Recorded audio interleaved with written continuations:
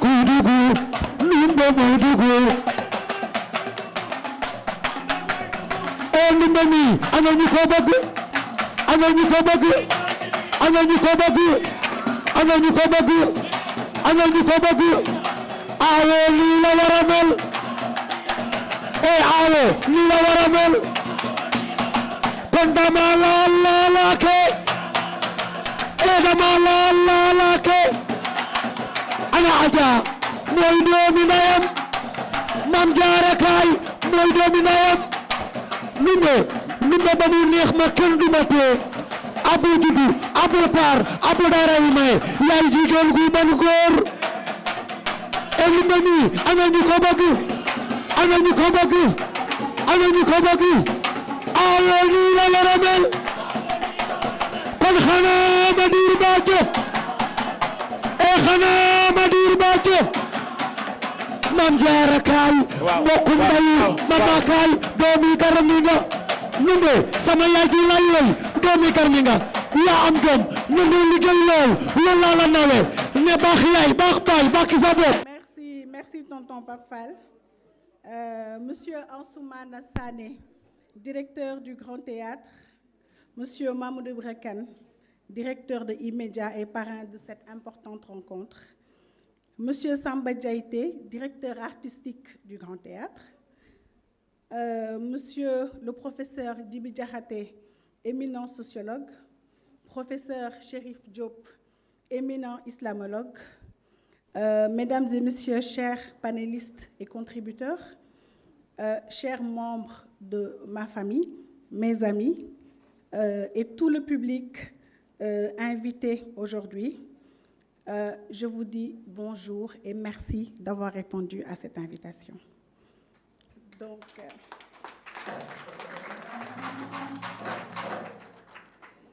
comme ni ko tonton Pape Fall waxee, ma am beaucoup de plaisir à l'avoir dans cette salle. Tonton Pape Fall dafa nekk koo xam ni man dama ko naw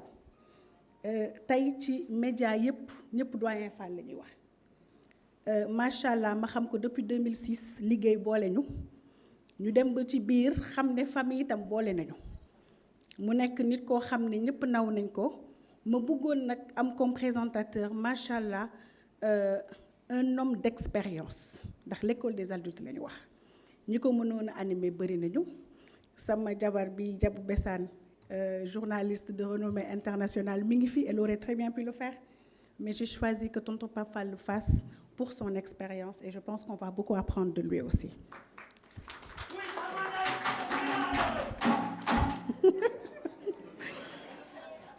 Comme ni ñu ko waxee sànq, depuis quelques années au Sénégal dañu remarqué une baisse de la qualité de la vie, on va dire, de manière générale. Merci jaxasoo na nit ñi xamuñu li ñuy def sutura bi wàññeeku na kenn xamul kan ngay waxal kenn xamul kan ngay wóolu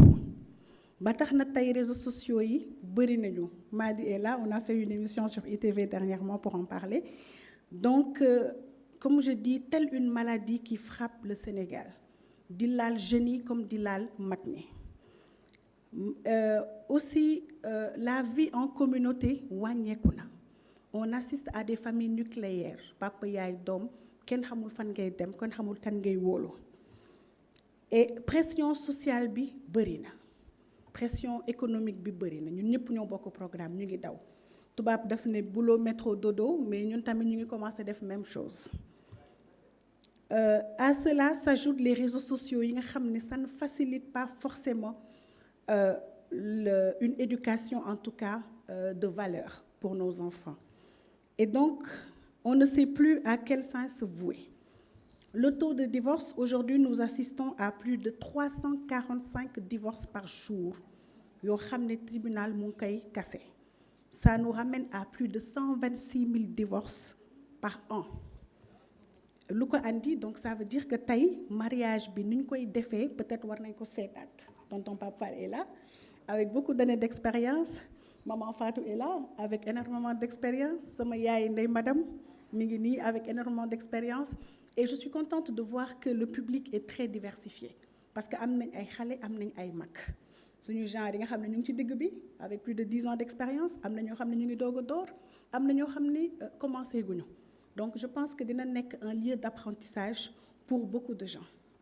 bu weesoo loolu le civisme aussi n'est pas laissé en reste Macky Sall wax na ko Sénégal tilim na il y a beaucoup de choses à dire dëkk bi salte na le bien social n'est pas préservé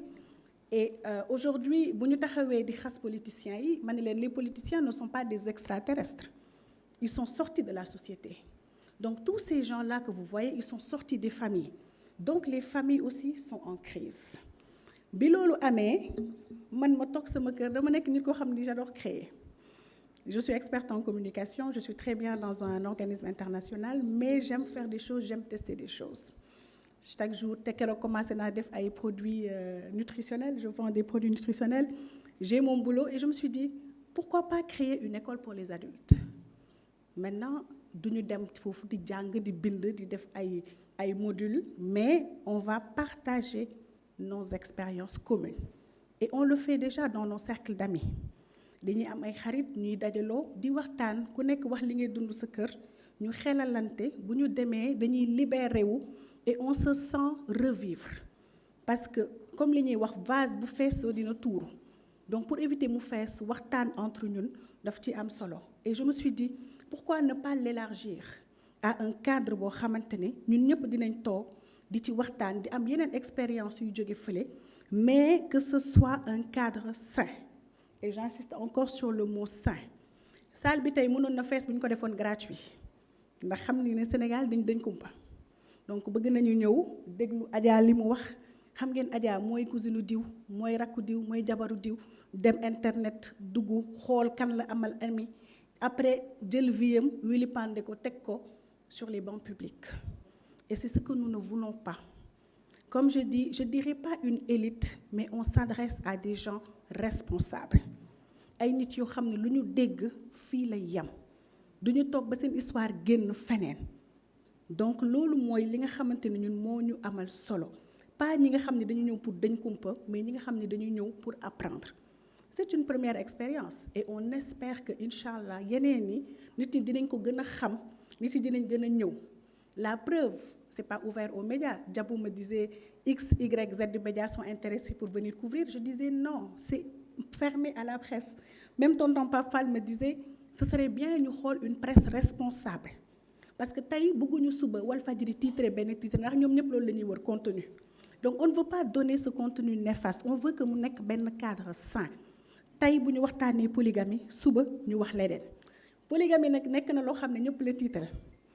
et pour la grande histoire pas plus tard que ce matin j'ai une amie qui me disait que bu mu ko partagé ñëpp dañ ko wone ko polygamie dew ma te bul dem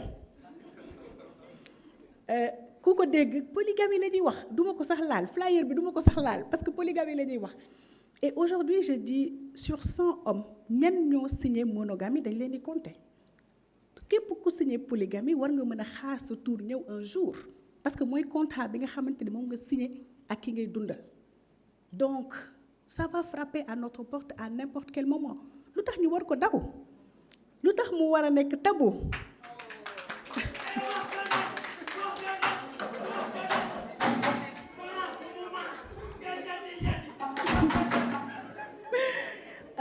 la dernière fois le vendredi passé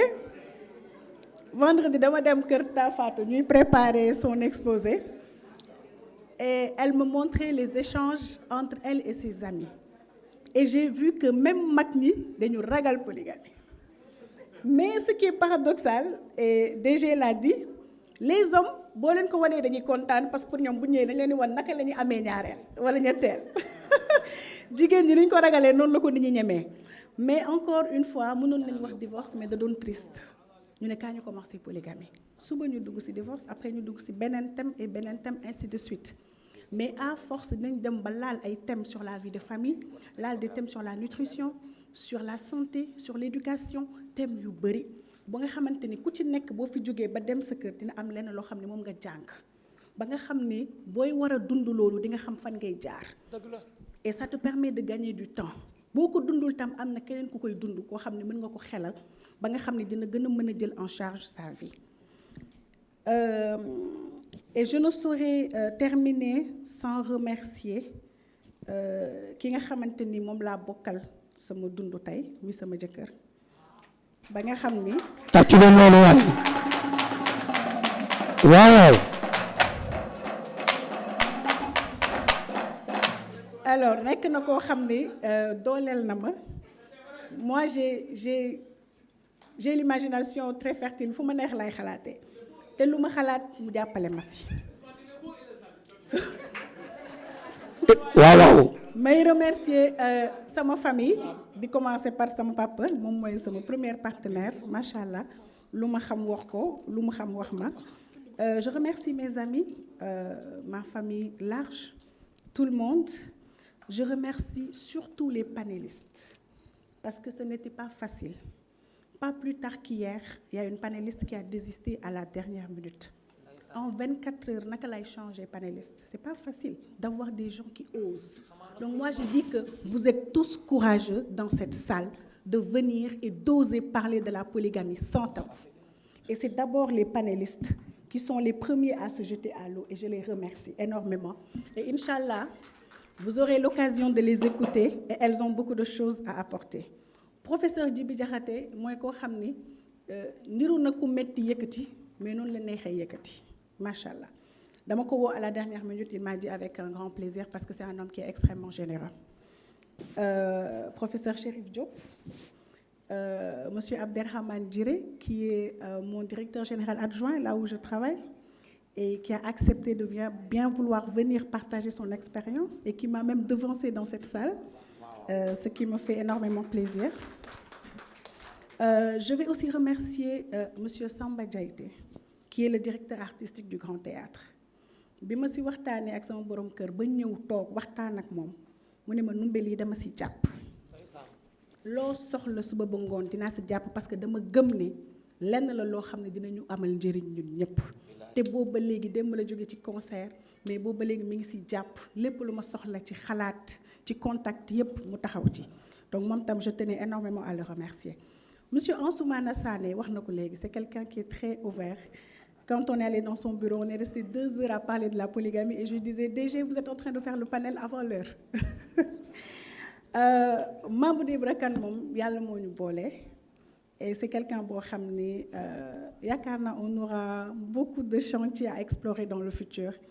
Et c'est quelqu'un qui est très généreux et qui croit beaucoup aux femmes. Et quelqu'un applaudissez. Qui représente les valeurs sénégalaises. Et yaakaar naa ne nekk na royukaay et tonton Pape Fall l'a dit, je vais pas revenir là-dessus. Doyen Fall moom wax naa ko moom macha allah di ko ñaanal yàlla fanam gudd yàlla teg si njabootam loxo. Mention spéciale donc à ma famille et à Adja Maram Lo. Elle, c'est ma belle-sœur. tàccu leen ko. Avec Cora, Mama Cora, ñoom ñooy toppatoo AC Interior Design. Et lépp lu ngeen gis lu rafet ci Dakar ñoom ñoo ko décoré. Et ñoom tam buñ ko yëgee ba léegi chaque jour ñu ngi may woo nañ diw yónnee nañ ko diw et macha allah yaayam moo nekk nii toog. Elle est mariée à mon petit frère, mais yàqul dara et c'est quelqu'un que je tenais beaucoup à remercier parce que dem na bu dugg ci famille bi ba am position boo xamante ne macha allah ñu ko ci sant lu bari. Maintenant, je déclare donc la chose ouverte. Et je pense qu'avec Doyen Fall, on peut poursuivre tey le dimanche pour essayer d'aller un peu plus vite. Et encore, merci de votre présence.